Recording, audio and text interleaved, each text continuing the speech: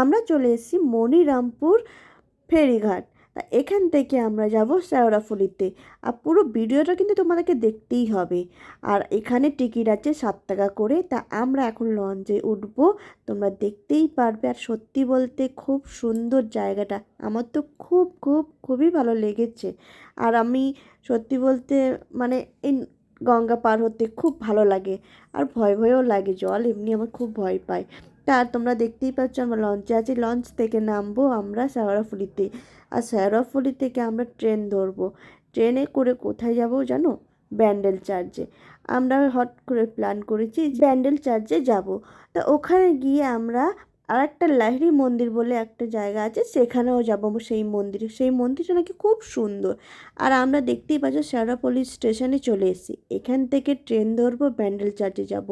আর আমরা ট্রেন থেকে নেমে তারপরে ব্রিজে ওপার হয়ে আমরা অটোয় উঠবো।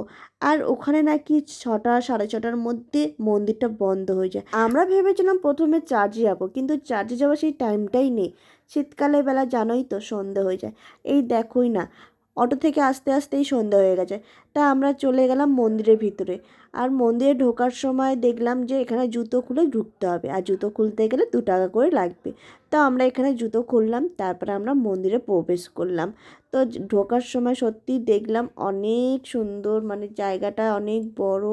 আর চারিদিকে গাছ, আর দুদিকে গোলাপ ফুল গাছও আছে। এখানে হাঁস রাজহাঁস আছে, অনেক কিছু আছে। আর এখানে দেখলাম পিকনিক করার স্পটও আছে।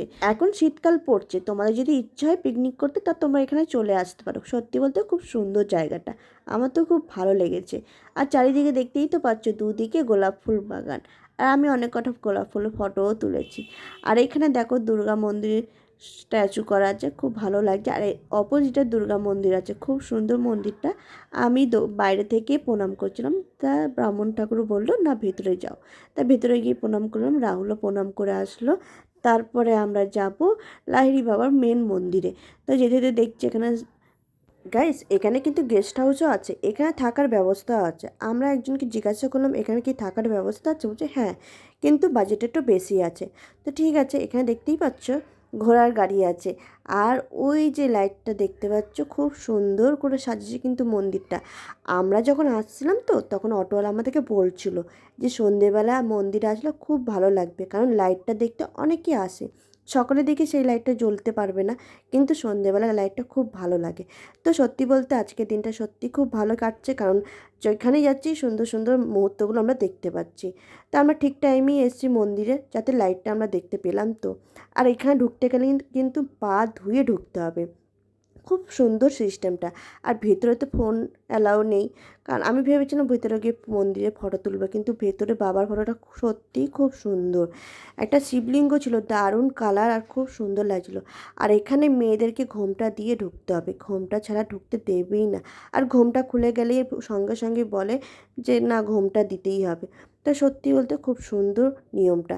আর আমরা এখানে দেখতে পাচ্ছি আরতি হচ্ছে, তো আমরা এখানে বসে বসে সবাই মিলে আরতি দেখছি।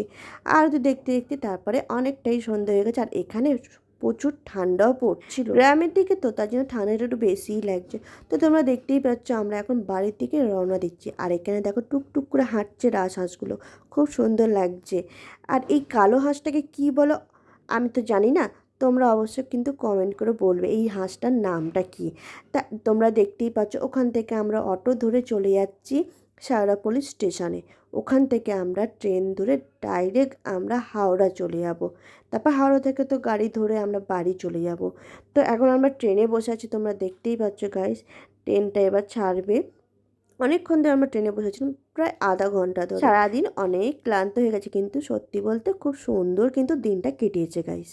আর এখন দেখতে পাচ্ছ ট্রেনটা ছেড়েই দিয়েছে। তারপরে আমরা এখন যাব হাওড়া স্টেশনে। তো হাওড়া স্টেশনে এসে দেখছি সবাই খুব ক্লান্ত হয়ে গেছে, তাই উবের বুক করে আমরা একেবারে বাড়ির দিকে রওনা দিয়েছি। আর আমাদের রাস্তায় চলেই এসেছি। গাইস, তোমাদের যদি অবশ্যই ভালো লেগে থাকে অবশ্যই লাইক কমেন্ট শেয়ার করো, আর জায়গাটা অন্তত ঘুরে এসো।